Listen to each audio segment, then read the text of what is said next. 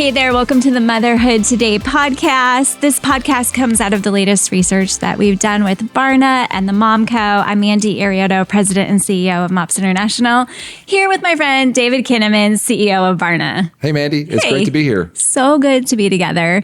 And today we get to talk about relationships and resilience. But before we do that, are you the kind of guy who has like a huge group of friends, or are you like tight inner circle and that's it? Like, where do you land on the spectrum? Can I say both? Sure, let's explore that. Yeah, so I do have really, really close friendships, my kids among them and my parents and some really, really deep, long-time friends. But it's also been a privilege of traveling some for work for a number of years now, where I actually feel like I've got friends in a lot of places. So I was in London a couple weeks ago, and I was like, wow, these are like I don't see them very often, but we just pick up right where we left off. Or when I go to another place and I just get a chance to meet up with an old friend in Chicago or Denver or whatever. So it's actually really fun, and I feel like I have a really fun and broad network of friends that I really consider close. I have a friend who says that when you have a bunch of friends all over the world like that, it's an embarrassment of riches. And I love that phrase. I don't know. It just sums it up. I'm very embarrassed. With all the friends that you have, just so many friends.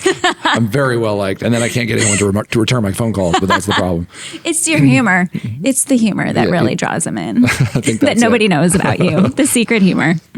So today we're talking about community, resilience, relationships with Rebekah Lyons, who's a good friend of yours. She is, yeah. She and Gabe and I, that would be one of those examples of people that, I remember sitting at the dinner table with them when their very first boy, Cade, was under 1 year old. They've been very public about the story that he has Down's syndrome. And I remember just sitting there with them. I think it might have been just a year or so before my oldest was born, or about the same time. But we've been friends for a long time. And Gabe and I have worked on a couple of book projects, and we've sort of had these career trajectories, and it's been such a great thing. I feel like we've really kind of spurred one another on to love and good works in the world. And so Rebekah too has really grown in her leadership, and both Gabe and Rebekah together, and Rebekah on her own. And I think she in particular is a sort of a study in resilience and how she describes that, and some of her perspectives on how you grow through adversity. And so it's a privilege to be able to speak with her, and one of my longtime friends. Amazing. And Barna has done a lot of research on resilience recently. Will you share a little bit about that? Yeah, I'd be happy to.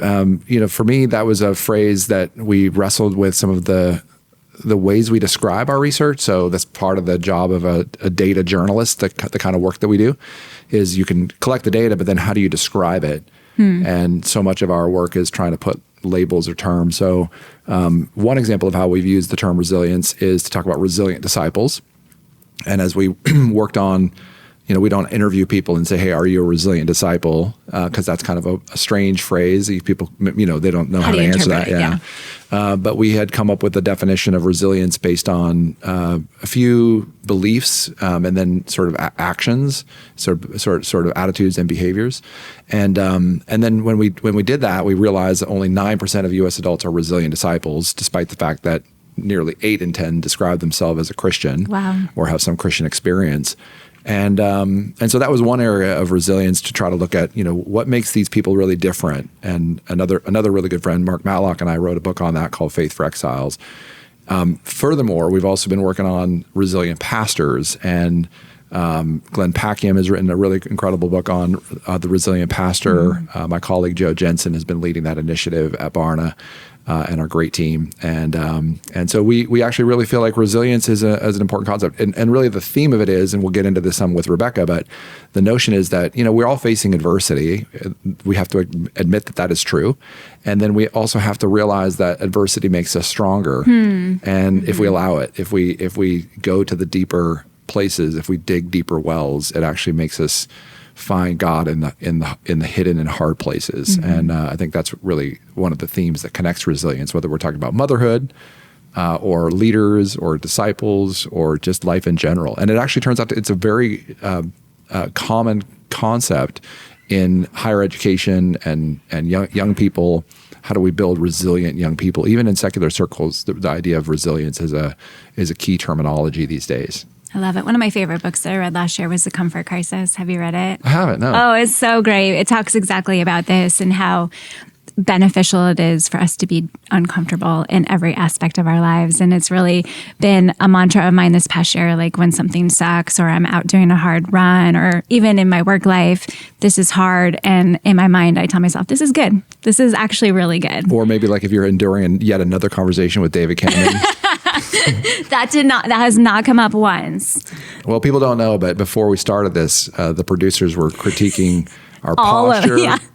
You putting your hands in your pockets. My hands in my pockets. I mean, just like every aspect. And I feel like they were trying to build resilience in me. But that was a gift that they were offering us that we didn't recognize at the time. But now you are so right that I don't receive that. They were just being critical. Okay, we get to talk about some interesting things that came out of the research. And speaking of being uncomfortable and building resilience, there was one piece of data. Okay, this is a side note that feels really silly to ask you. I feel uncomfortable saying the word data because some people say data.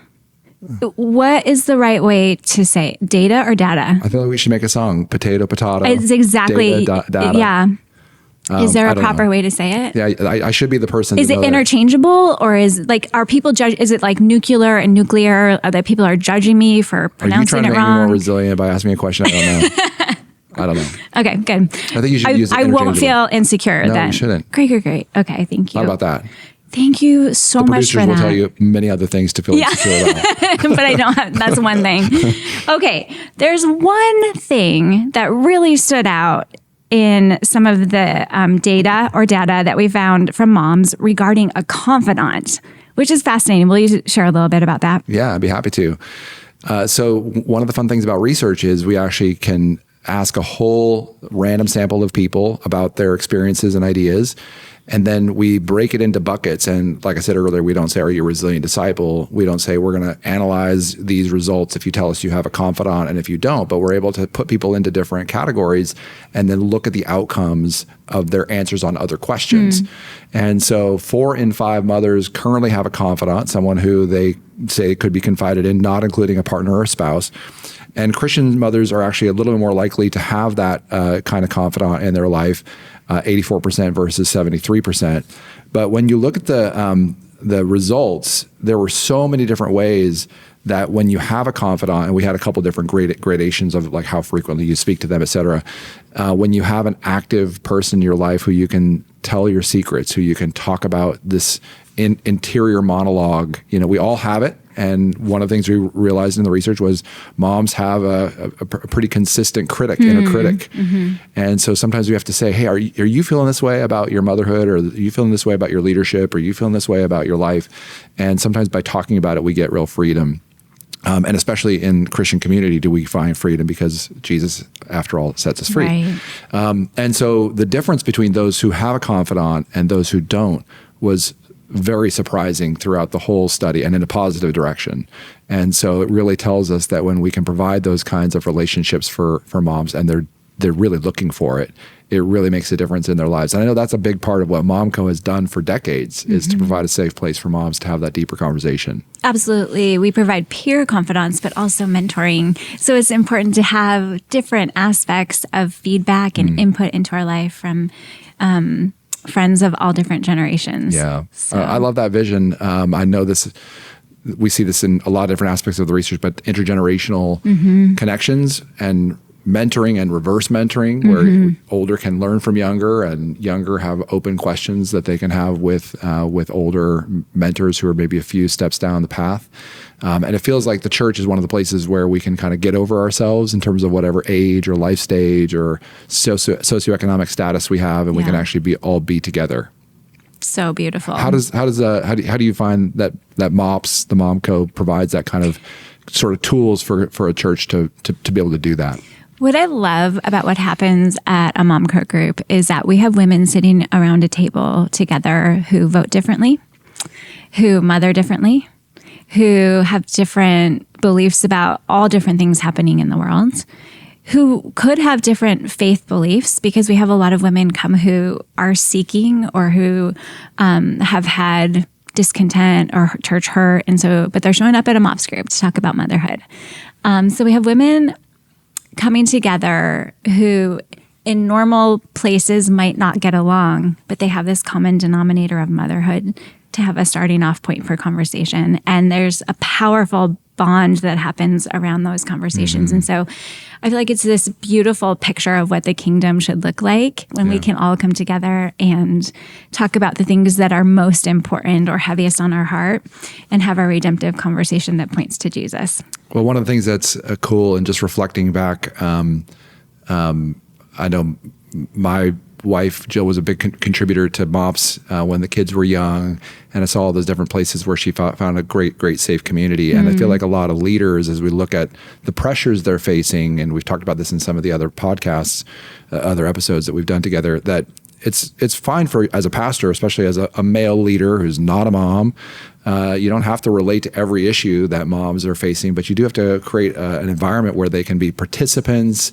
and known, and kind of a language for what it means to be a Christian mom in the world, on mission with Jesus in mothering and all aspects of life. And I feel like that's one of the great things that the Mom Code does. It provides that kind of operating system, or a kind of a language, or kind of a way of thinking about supporting moms for local church community that they may not have the language for. Absolutely. And the other beautiful thing that happens is at the Mom Co, women get trained as leaders. So we have world-class executive leadership training, and these women then take it into their church and share that leadership training in other programs. And so it's really this multiplication that happens where we're raising up volunteers that go into other church programs, and it really takes a load off of church leaders because they don't have to do the training. And so the beautiful part of conversation and community that happen just gets multiplied in powerful ways. Yeah, that's really cool. Where can leaders learn more about how to benefit from all that? Yeah, we have a website called growthechurch.co where you can get all the information. That's great. Well, one of the other data points that I want to mention that I think really underscores this is we asked a question,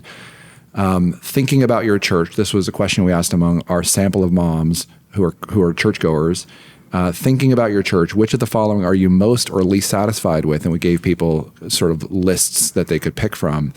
The thing that people get selected from that list most often that they like most from their church is small group ministry at 63%. It wasn't even close. The next closest was worship, 35%, community, 26%, spiritual growth, 26%, preaching and teaching, 23%. We know a lot of pastors, that's their sort of favorite thing to do, or they think that's sort of like, to a hammer, everything is a nail, to a preacher, everything is a sermon opportunity. And that's fifth on the list for moms in terms of what they like most. What they like least about their church is mental health support at 23%, mother's ministry at 15%, evangelism, community, and discipleship round out the top 5. So I think this tells us something about community and what moms are coming to church for. And again, just before I can hear maybe some of the critics, the inner critics of the listeners, which is like, well, are they there for Jesus? Of course they are. They're there for God. They're there to connect with God. But so many of us, moms included, say that they're there to experience God and to do that through community and small group ministry. It's just a really striking finding that small groups show up in such a big way for moms, but in terms of what they're looking for. Absolutely. And what we've heard from moms over and over again is that sometimes their role at home follows them into the church, right? So they pack up all the kids on a Sunday morning, head to church, and then their role at church is making coffee or watching kids.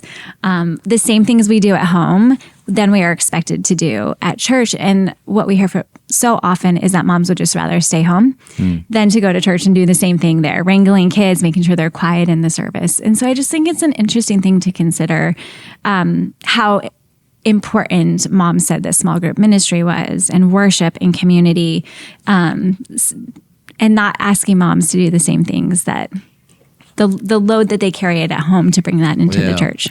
Well, one other thing I want to just say is it seems to me, both in having been married to a mom, working on this study, observing churches, that moms invite us into a kind of both and thinking about it can be both home and work, it could be both, sort of personal and business. It can be the role of a mom and the role of, sort of a person in business or whatever. Like they have a way of synthesizing so many different inputs at once, to use a classic phrase, multitasking. Yeah. And I think that a lot of church leaders tend to have a way of thinking that can be maybe sort of either or. And so it's like, well, what about the sermons? And of course, like I said, it's fifth most important. It doesn't mean they're unimportant. Right. It's a both and. The sermons and how we think about the ministry of the word and worship is very important. But I think moms are inviting us into a kind of both and thinking about how we express our faith. That's so good, David. Well, that's good, because then if you're interested in more of that good stuff, you can go to barna.com/motherhood. I say that just joking, but it's absolutely true. 100%. Barna.com motherhood to purchase a copy of the new Barna and Mom Co research report, which we call Motherhood Today, which we cleverly named the podcast the same. I hope we're really good marketers, really good at branding too. It feels like it's a both and world here. And learn more about the project. It's been such a privilege to work with your team. Truly, you guys are a class acts and a bunch of great professionals. So let's talk about this. Let's talk about this interview that we did with Rebekah. We have a great conversation ahead for you. Let me introduce you to her more formally. Rebekah Lyons is a national speaker, host of the Rhythms for Life podcast, and a best-selling author of Rhythms of Renewal, You Are Free, and her latest book, Building a Resilient Life, How Adversity Awakens Strength, Hope, and Meaning. And we saw that in the research. It's true that when you face adversity and you do it with Christian hope, that God actually walks through suffering with us. So alongside her husband, Gabe, Rebekah finds joy in raising 4 children, 2 of whom have Down syndrome. And now on to my conversation with Rebekah Lyons. Well, it is a pleasure to be joined by my good friend, Rebekah Lyons. Thanks for joining us on the podcast. Oh, I'm happy to be here. I'm excited. We go back a couple of years, don't we? We do. Friends and allies and working on projects. And Gabe Lyons, one of my best friends, and it's been fun to just see your family grow and see your ministry grow and all the things that you guys are doing. So thanks so much for joining us. We're here to talk about how moms can be sort of built up in their resilience. And again, we've had. We have the added benefit of this deep friendship between the Lyons and myself, and so that's fun. That's a fun sort of part of the story here. But talk a little bit about how moms need to be together. Part of the stats that Mandy and I just talked about relate to the fact that women often have confidants that they find to be really trustworthy places to go talk to people about their challenges and issues, but they also see some deficits related to the broader community that they have. Even Christian women sometimes say they don't have enough community around them. So talk to us about the importance of community for moms today. Well, historically, society has always healed from trauma in 4 dominant ways. And the very top one, the first way, is tethered to community, some form of clan or tribe, some bigger household of faith. We need each other for healing. And the second would be regulatory rhythms, some embodied actual movement, usually between 60 to 80 beats per minute, which mimics our mom's heartbeat when we were in the womb. That elicits calm and safety and nurture. And so we need that. We need regulatory rhythms of movement. The third would be belief in a higher power, some form of deity that you trust in to be a part of your healing journey. And fourth would be some form of medicinal herbs or natural medicine. Well, we've reversed that today in our current cultural moment. When we jump straight, if someone's lonely or sad, we tend to pathologically diagnose that, and we go straight to medication and then to a couch where we talk to a therapist, which is all good things. I'm not saying those aren't good things, but those are the first 2 things that we go to. Then if we're lucky, we'll get off of our phones, we'll get around community, we'll get more active, and then we'll start to confide and lead with vulnerability, which is really where we should have began with actual friends, not going, I need to get into therapy, when we may have never said these things out loud to someone that we aren't employing, right? Someone we're not paying. And so I think the crisis that we sit in culturally is that we're looking almost outside of our regular normal life for a healing and a way to have some form of normalizing prevention care. So community and friendship is just the baseline. It's the baseline for health. Like if you miss that, no amount of proactive steps you're taking in therapy, no amount of medications that you're taking is going to actually heal. Like they might help you treat symptoms, but the healing comes when two brains come together and they practice empathy and they hold shared space and they're seen and soothed and safe and secure and they're loved and they're not condemned no matter what comes out of their mouth. Then all of a sudden the brain can start to heal. And that's what I think we need more than ever. It's just not optional. And right now, for so long, we've got family and work, and then friendships are like maybe if we have time. Yeah. I know a lot of your work and writing and speaking talks about the issues related to anxiety and how we can sort of step back from that and really understand it. What would you say are some of the areas that are bringing us to a greater place of anxiety today, especially among moms? Well, we're looking at 16 years since the invention of the iPhone. So that means a smartphone, basically, and it's created to command our attention. And it gives us those dopamine hits of satisfaction or distraction so that there's never really any silence. There's always a low hum. And as a result of that, as young moms, either we've raised kids like mine now are 18, 20, 22, and then adopted, so we're back at 10.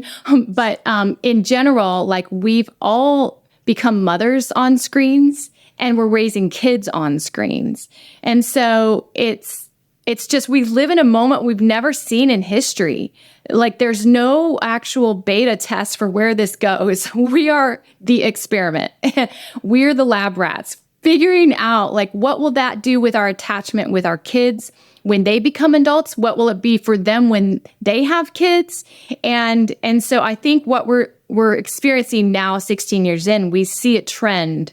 We see a tide that says we have anxious moms, we have anxious kids. You're 7 times more likely to have an anxious kid if you're an anxious mom. Of course, there's some of that is passed through DNA, but let's be honest, there are so many fruitful ways that when we get back to being human, when we put our phones down, when we actually move our bodies, when we get outside, we're no longer sitting 9 hours a day, right? We don't have to do that. And then we're also in these siloed spaces of individualism, right? Like we all have our homes that are separate from another home.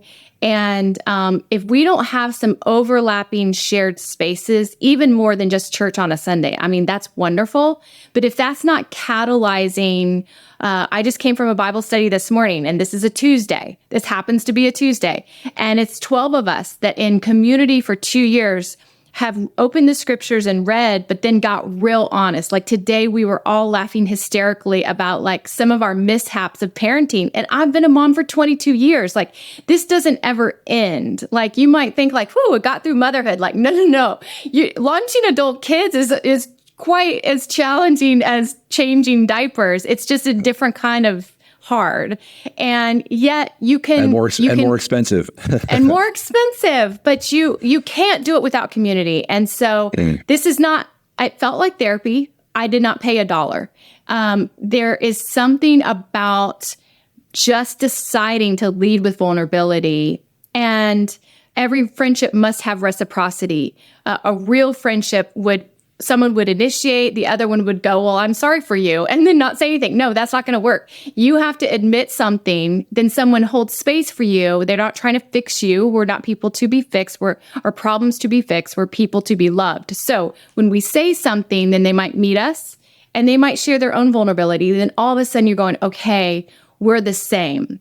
Like life is not as hard because now that we have all shared the burdens lift. You know, You've got one woman walking through someone in her family with addiction, another woman walking through something where her marriage is falling apart. Well, none of these women are carrying this alone. There's 12 of us all coming around it. And then we all have our own stuff. And when we share it, what one person might be facing with 12 people or 2 people or 4 people, whoever, it's like that burden lifts. It's just not as heavy when you walk away. And it doesn't mean that you got all these like strategies as you left.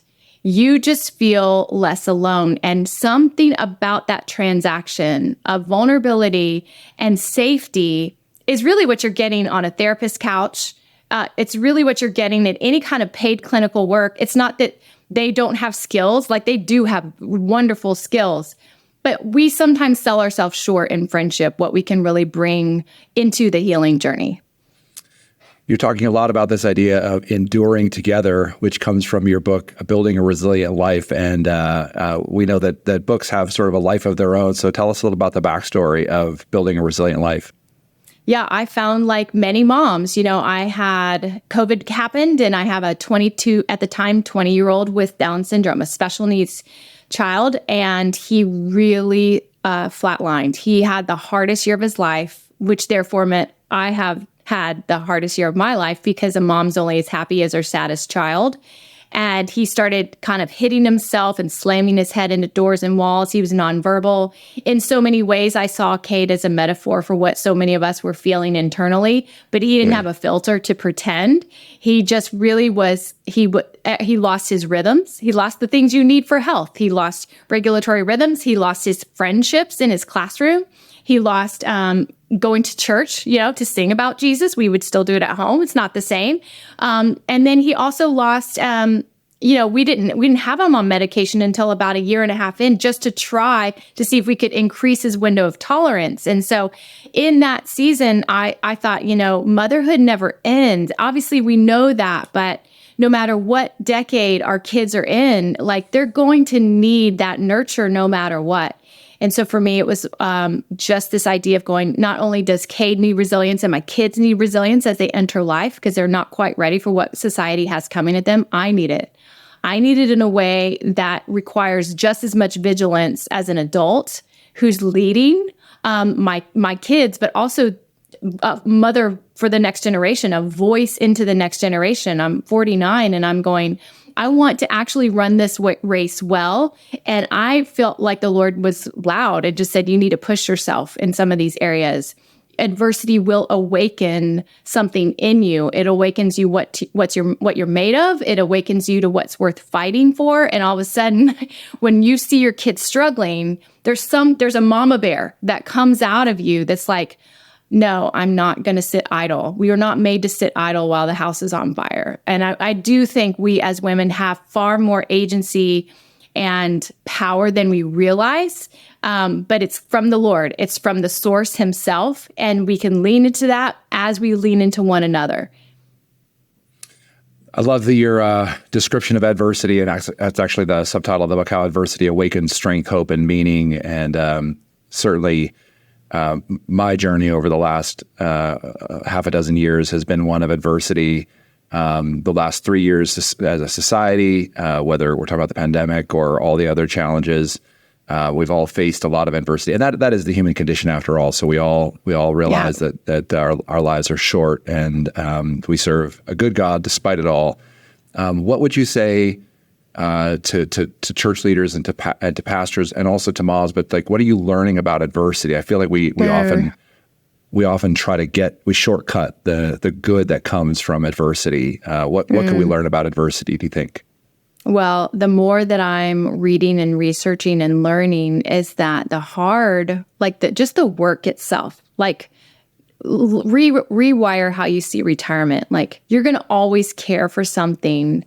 If you can just give more than you take in life, no matter where the caregiving goes, maybe you're getting paid for it or you're not, or it's inside your home or outside your home, or you're serving someone else, that's where the joy is. That it's truly, we were made to work. We were made to tend. We were made to cultivate the earth. We were made to create. We were made to work with our hands. I'm a writer, so I often can kind of get this posture over a laptop, on Zooms, doing travel on planes. So I Sabbath with my hands. I'm gardening. I'm making sourdough. We have chickens. I mean, I don't even know who we are anymore. The city girl somehow, I'm out trying to walk 10,000 steps a day and about 8,000 of them outside right now in the summer, because it just literally all that serotonin in my brain is happy hormone. And it gives you positivity and well-being. I'm meeting with friends. I'm discipling college girls. It's like something about just contributing your whole life will give you this joy there. And you realize that it's come from pain.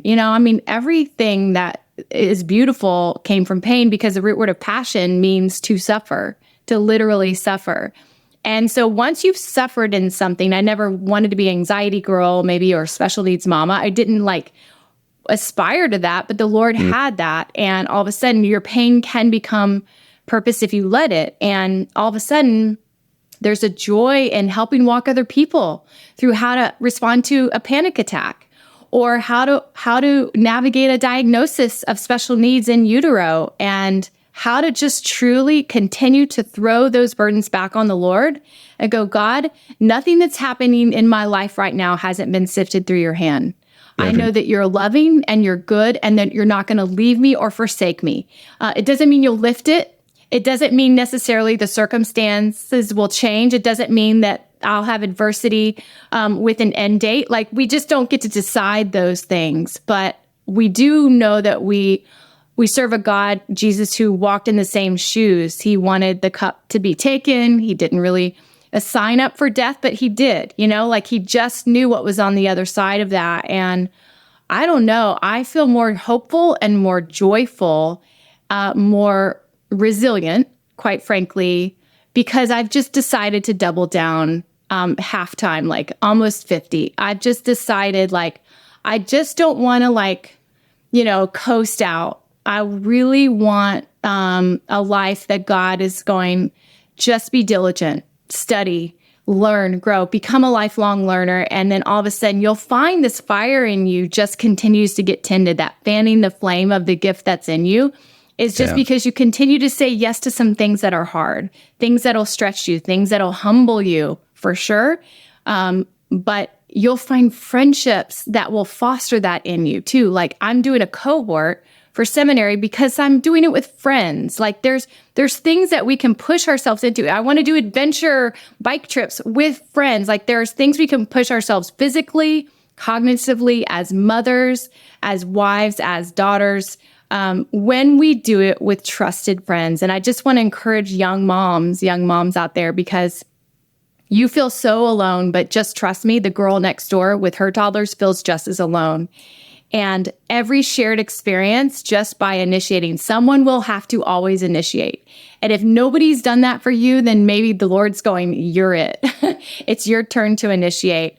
If you smile and you just are friendly, people just, it's a low bar. People just need an invitation. Meet at the playground. Bring the kids, have them crawl around on the floor in your living room. I did that. We had a Tuesday group, even when my kids were toddlers, that I'm now still doing a Tuesday group when my kids are in college. Every Tuesday, we'd bring our little toddlers and they'd crawl around. And that was a really hard season because my son had Down syndrome and he wasn't crawling. And all the kids I was watching them develop over the 2 years. And he was and there'd be times I'd leave and I'd just sob in the car, I'm going to get left behind.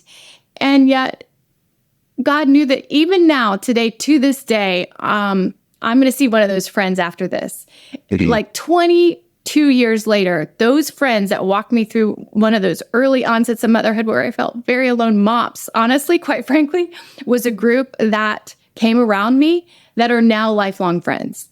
And so I just say, lean into the people God has put in your path. We don't even really choose our friends. We might think they're going to be these people, and then we move to a town and it's just a totally different group that God's got surprised and kind of poised for that season. I just say embrace what God puts right in front of you and initiate if you have to, and you'll be more joyful and more resilient as a result. I'm thinking back, Rebekah, to I think one of the first times I met you, which was at your kitchen table, and you guys were feeding Cade, and he was probably just 2 years old or so, and so just those early years and the challenges of raising kids, the challenges I can only imagine of raising kids with special needs, and just your faithfulness and the courage you guys have had, and how it is you're showing up today and talking about all this. This idea of resilience is something I've been thinking quite a bit about and writing about on Resilient Disciples and how we raise resilient young disciples. And I love that word because it speaks to the fact that I don't love this phrase, but it captures the heart of it. What doesn't kill us makes us stronger. I actually think that's not quite the right phrasing of it, but just basically we actually get stronger through facing adversity. Yes. So resilience is such a key theme, I think, as we talk about the church and our lives and being fathers, being mothers, and church leaders. So as we wrap up, how would you encourage church leaders to really build resilience into their ministry? What can we understand about what you've learned about resilience that might apply to our work as church leaders? I would just say to you what the Lord said to me a year ago. And it feels counterintuitive because there was a long season where God said, I want you to enter a season of rest because that's real. And that was a Sabbath that lasted coming out of New York. I was like flatlined. But then there comes a time where God says, I need you to step up. I need you to actually like stand up and I need you to move forward and push yourself in some areas that I'm calling you into. And I think the temptation in the church is to kind of lower the standard or the bar of the teaching and the rigor and the expectations because people are so busy or distracted. And so we almost are enabling a passive culture. And we think that that's caregiving, but as the scriptures say, the Lord corrects those he loves. He disciplines those he loves. He's actually, if you think of your flock like you would think of your children, you can either go like, this isn't who you are, like you are made for more than this. And you get to decide what every action you make will yield fruit. The fruit of the flesh leads to death and the fruit of the spirit leads to life and peace. And so there's this almost this invitation that as church leaders, we can go like, do you guys want more? And it's Jesus at the man at the pool. He's like, do you want to be healed? And the reason that he's asking is not because he's confused if the guy wants healing. What he's asking is, do you no longer want to be victimized? Do you want to have agency? Do you want to roll up your mat and now have a testimony that can teach and preach the gospel to somebody else in the same situation?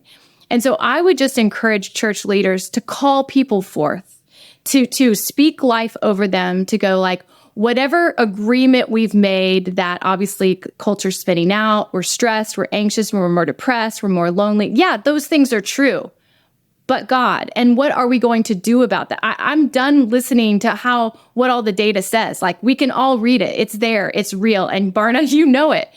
But if we don't decide to do something different as a result of knowing the data and seeing the data will just continue to flatline. Like we've got to go, okay, not on my watch. I think my kids, I have found that when I just shoot straight with them, going like, this decision will go here, this decision will go here. You get to decide. I'm not responsible for your decisions, but I can encourage you. I'm on your team. I'm cheering you on. This is what the Lord says about this.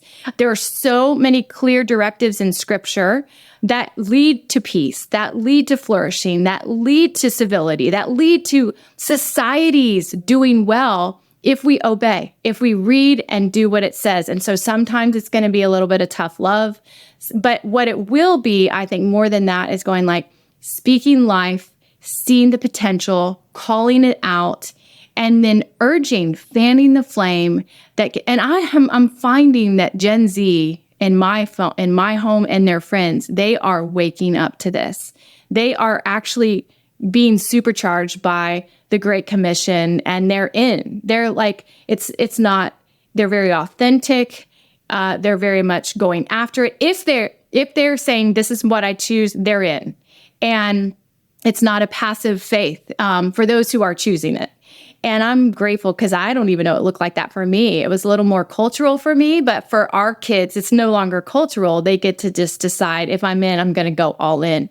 And that's been really encouraging to go like, we can make disciples, these resilient disciples that you're talking about, because they want to be called forth to something greater than themselves, something that cannot happen apart from God.